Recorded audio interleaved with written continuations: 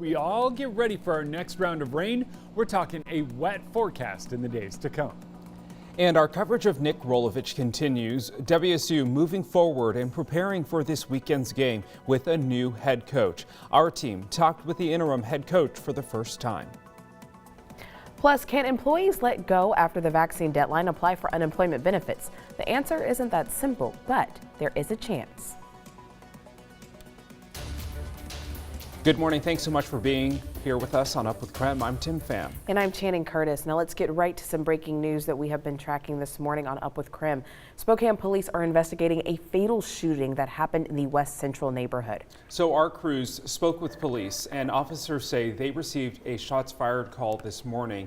And when they arrived, they found a body in the middle of the road on Boone. Now, we did ask if they're already looking for a suspect, and they say they're just in the initial stages of this investigation right now.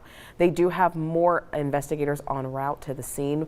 Police have already blocked off that area at Boone and Walnut. So, of course, as you're getting ready this morning, if that is a way that you need to head into work or head in to drop your kids off at school, you're definitely going to want to find another route to take this morning. Of course, again, this is the area at Boone and Walnut. Of course, we'll continue to keep you updated all morning long here on Up with KREM for the very latest.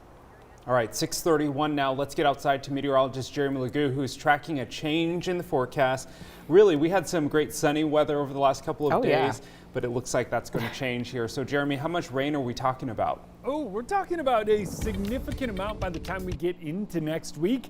I don't want to fully commit just yet, but I think a half an inch is very likely by the time we're talking this time next week. That's the kind of moisture we're looking at. This morning, well, how about this one for you? 52 degrees. And as I look, now the sun's coming up out to the east. We still sit about an hour from it cresting some of those mountains, but I can now see a stark line of cloud cover that goes right overhead, and I can trace it across the sky. That cloud cover precedes the round of showers we are expecting. But I can also smell smoke in the air. And our air quality actually sits at moderate, a 55 on the AQI.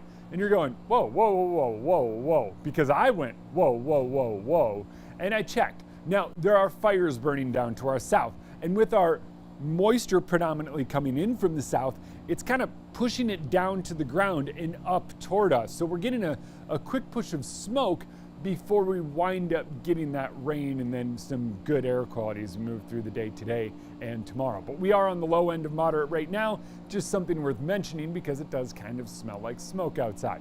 47 in Coeur d'Alene, 45 in Sandpoint, 48 in Moses Lake right now. We talked about our 52 in Spokane, and yes, our southerly wind does stay persistent throughout the day. We will see gusts up near 20 miles per hour at times as the moisture moves in. So you can see coming in from the south, pushing with it a little bit of smoke, and now that cloud cover working its way in. Once again, you can basically draw that line over us here in Spokane, and that moisture chases that line of clouds rather quickly thereafter. I think early this morning we'll see the rain start, continues through the day, and eventually breaks up this afternoon before the real moisture arrives later tomorrow. That's basically overnight tomorrow into Friday. But for now, it's this. It's a round of light showers this morning. This first round, enough to wet the roads, and it's really not even going to get the areas under your trees before we wind up clearing that out and seeing a little sun later today, with temps climbing into the upper 50s. Well, our coverage on the firing of Nickrolovich continues this morning. So by now, you've probably heard WSU cut ties with Rolovich after he did not get the vaccine. His request for an exemption was denied, and now he's out of a job. WSU is moving forward. Right now, they've tapped Jake Dicker to lead the football program. So one of the top priorities right now is filling 4 assistant coaching positions. Dickert says he's hoping to have them all filled, though, by Saturday's game against BYU. On Tuesday, when I was live in Pullman, I saw the players take the field for practice for the first time since Rolovich was fired, and this is the first time ever a coach was let go for refusing to get a vaccine. Now this week, we got a chance to speak with the interim head coach Dickert for the very first time, and he says he got the vaccine months ago because he wanted to see fans in the stadium this season. You know, that was a long time ago. And I believe I was at the forefront of wanting to get a vaccination. That was my personal choice.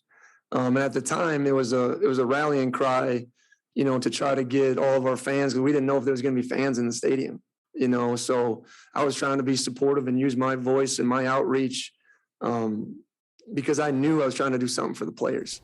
Athletic Director Pat Chun says his goal for the next head coach is someone who would consider retiring from WSU. In case you're wondering, Coach Dicker does already have a home in Pullman. If you would like to read more about how the university got to their decision to let go of Rolovich, you can text the keyword Rolo to the number 509-448-2000. Now, yesterday we received so many comments from all of you on this story. Many people supporting WSU's decision, saying, yes, he needs to be fired, smart decision. Other people supporting Rolovich, saying, no, he should not have been fired. I don't believe the mandate is legal. Lots of comments continuing to come in even this morning. Yeah, a lot on both sides of it, too, as you said. So we want to keep the conversation going this morning. You always drive the conversation on this show. You can text us anytime, 509-448-2000. And we also want to know, let us know who you would like to see hired as the permanent head coach at WSU. You can text us to that same number, 509-448-2000. We'll talk about it a little bit later in the show. Let's get to your morning rush, what you need to know before you head out the door. First up, police arrested a person in connection to a fatal shooting that happened in downtown Spokane. Police arrested 24-year-old DeAndre Johnson Monday night. Officers say Johnson shot and killed Stevie Cavett on Saturday around midnight on West Riverside Avenue. Johnson's bail is set at $1 million. The entire state of Idaho has been operating under crisis standards of care for more than a month now, and hospital leaders say that's not changing anytime soon. Under crisis care, non-urgent or less urgent care may not be provided in order to ensure a timely response to the most severe emergencies. Idaho health leaders say the state is in a worse place now than when it was when they first activated crisis standards of care.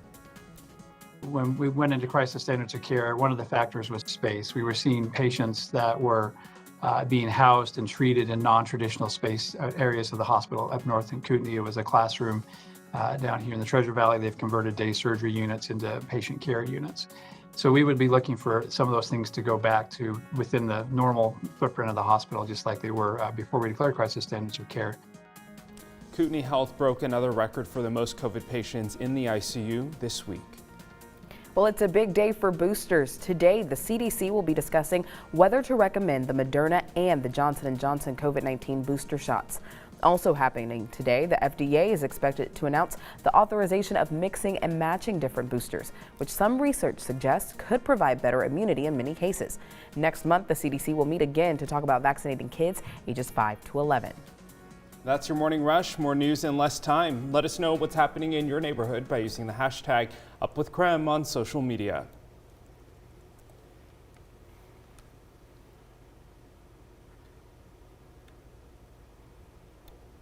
Some of them will have a good argument for getting benefits.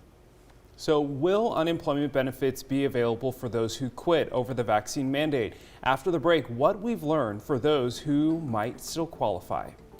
And we're going to take you outside. We talked today's rain and tomorrow's return to sun, but we got to talk what's coming this weekend and how much rain we'll see in the days to come.